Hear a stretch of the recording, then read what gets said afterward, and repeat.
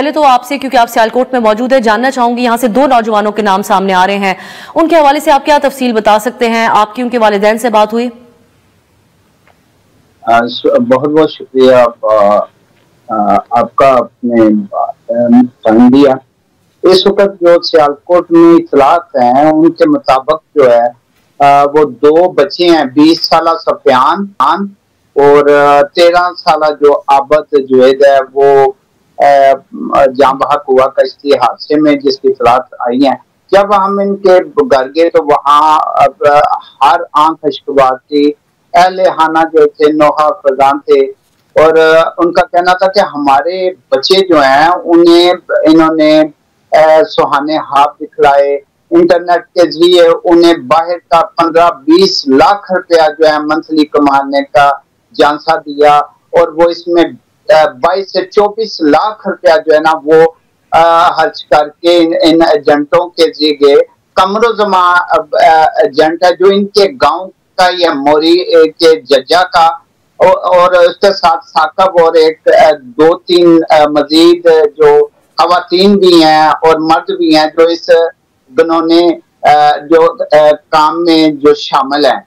और इन्होंने उन्हें पहले फैसलाबाद से मिस्र और मिस्र से लीबिया लेके गए और 11-12 तारीख जो थी दिसंबर की, उसकी रात को जो है इन्होंने सफर किया है और 13-14 तारीख की दरमियानी शाम को ये हादसा पेश आया जिसमें पाकिस्तानी जो है जिनमें सियालकोट की तहसील पसूर के ये बच्चे जो हैं ये जाँ बहक हो गए हैं।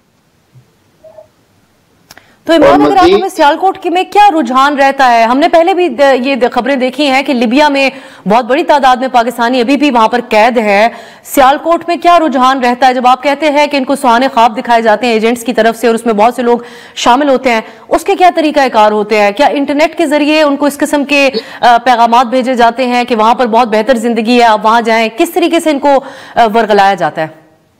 जी बिल्कुल, इसमें जो बच्चे हैं वो छोटी उम्र के बच्चे हैं, 13 से 18-20 साल तक के बच्चे हैं जिन्हें ये इंटरनेट के जरिए भी जो बताते हैं कि ये वहां जाकर आपकी जिंदगी बेहतर हो जाएगी, पाकिस्तान के मुआशी हालात ठीक नहीं है, आप जब वहां जाएंगे ना सिर्फ अपने हालात को बेहतर कर सकेंगे बल्कि अपने वालिदैन और बहन भाइयों को जो है ना बेहतर अंदाज से जो है उनके लिए रोजगार कमा सकेंगे। इसमें जब इन्हें इंटरनेट के जरिए सुहाने हाथ दिखाए जाते हैं और वहाँ की पुरतैश जिंदगी दिखाई जाती है कि वहाँ हालात जो बेहतरीन है, जहाँ वो कमाई करके पाकिस्तान लाखों रुपए जो कमा कर भेजते हैं, वो बच्चे फिर माँ बाप को मजबूर करते हैं। और लीबिया में इस वक्त जो हमारी अहले इलाका से बात हुई तो लीबिया के हवाले से उन्होंने कहा कि 100 के करीब अफराद हैं जो पाकिस्तानी हैं वहाँ जेलों में बंद हैं और इसके अलावा उन्होंने अहले इलाका ने ये बताया कि 300 के करीब अफराद जो है इन्हीं एजेंटों के जरिए जो है लीबिया के जरिए यूरोप जा चुके हैं और वहाँ इनके गांव के ही मोरी के जज्जा के जो एजेंट हैं वहाँ खवातीन भी शामिल हैं और मर्द भी। ये मुख्तलिफ लोगों के जरिए 1 लाख 2 लाख देकर इन लोगों को तरगीब देते हैं, यार ये गांव की जिंदगी क्या है, यहाँ खेत हैं खलियान है, इसमें आप जिंदगी बर्बाद करोगे, वहां जाके एक अच्छी जिंदगी गुजारोगे, कोठी बनाओगे, बंगले बनाओगे, कारें बनाओगे और इस तरह आपकी अगली जिंदगी जो शादियां होंगी वो अच्छे अमीर खानदानों में हो सके। ऐसे हाथ दिखलाकर इन्होंने झांसे में ले आके इन बच्चों को लेके गए और कितने बच्चों की जो जिंदगियां बर्बाद हो चुकी हैं। और अहले इलाका जो है उनके साथ वालिदैन का भी कहना है, बच्चे हमें मजबूर करना शुरू हो गए कि आप हमें भेजें, हम जो बाहर जाकर आपके लिए कमाई करेंगे और इस तरह की जो तरगीब थी उससे जो माँ बाप भी मजबूर हो जाते हैं। 13 साल बच्चा आप देखिए, आबद की उम्र 13 साल है। मैं इमरान आपसे यही पूछना चाह रही थी कि 13 साल जो बच्चा गया, एक तो उसने वीजा कैसे ऑब्टेन किया लिबिया के लिए, लेकिन फिर उसके वालिदैन का भी क्या यही दलील थी कि इसने मेहनत मजदूरी करनी थी, या ये भी जिद की वजह से उसको जान गया? एक तो बच्चा है, इसको तो नौजवान में भी तस्वुर नहीं कर सकते हम।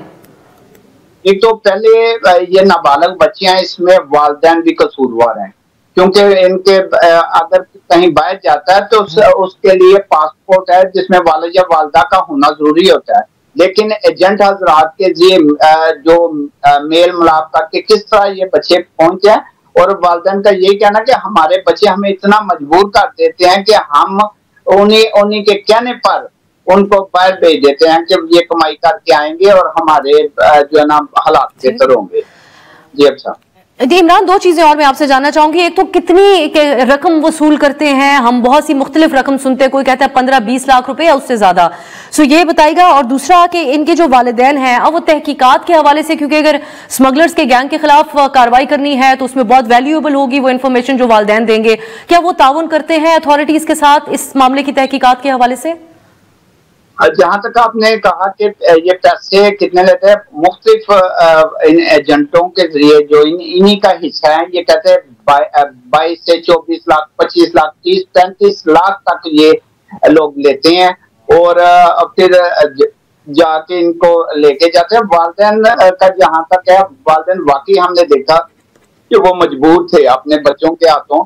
हमने जब एक खातून से बात की तो उन्होंने कहा कि हमारे जो बच्चे हैं हमें इतना वजीद होते हैं और हम मजबूर होकर उन्हें भेजने पर भेज देते हैं। और ये बात किस्म की है कि जहां तक तावन की बात आपने की तो वो अहले हाना कहते हैं कि हम तावन करने के लिए तैयार हैं। आबद जुवैद का जो चचा जान जुल्फकार अली, वो कहता है कि मैं बिल्कुल नहीं घबराता, मेरे सामने घर है एजेंट का, ये एजेंट की बीवी जो साकब है उसकी बीवी जो है वो मिली हुई है, और ये सारे खवातीन को भी ऐसे माइल करती है, बच्चों को भी माइल करती है। फिर वो वालिदैन जो है ना दोनों मजबूर हो जाते हैं कि चलें जी। अब आबद का जो वालिद है ये खुद सऊदी अरब में अच्छे रोजगार में 10-12 लाख रुपया कमा रहा है, तो उसने एक तो उसका बच्चा जो है वो यूरोप में जा चुका है। ये बच्चा जो बदकिस्मती से जो है जाँ बहक हो गया। लोगों का कहना है कि ये एजेंट माफिया के जरिए बच्चे हमारे इलाकों दर्जनों जो देहात है उनके इलाकों के लोग हर एक अपनी बैंसें, अपने जेवरात, अपनी जमीनें बेचकर जो है ना बैरून मुल्क जाने के लिए तैयार कहते इधर रोजगार ही नहीं। अच्छा इमरान, एक और बात बता दीजिए हमें, जाते जाते एक और बात जरूर बताएगा कि अब जितनी तफसील आप भी हमें बता रहे हैं कि गैंग कैसे ऑपरेट करता है, इसमें खवातीन भी होती हैं जो इनको ये सुहाने ख्वाब दिखाए जाते हैं कि वहां उनकी जिंदगी कैसी होगी, पूरा एक जहन साजी करने में किरदार यकीनन नजर आता है, अदा करते हैं।